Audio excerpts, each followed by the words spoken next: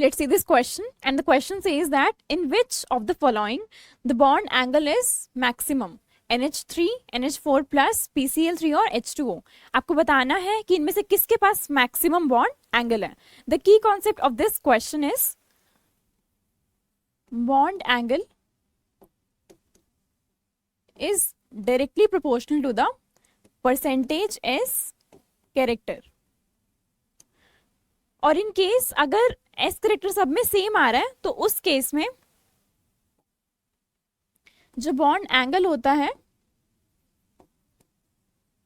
वो directly proportional होता है. It is inversely proportional to the number of lone pairs on central atom. So on the basis of this concept, let's do our question. First of all, we are having NH3. In this case, hybridization will be sp3.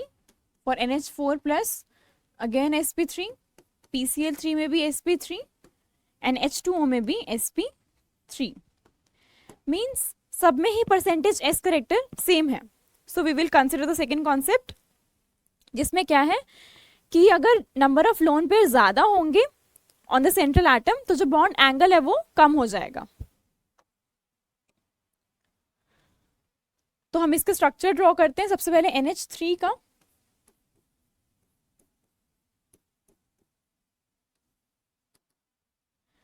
Then NH4 plus,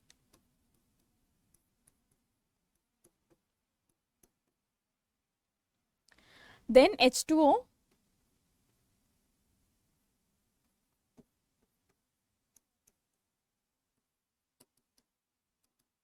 and then PCl3.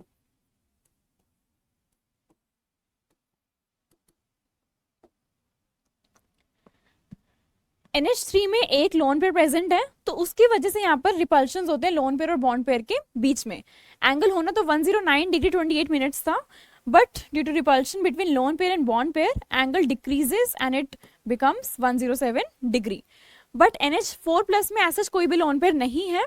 That means इसका angle वही रहता है जो exact होना भी चाहिए.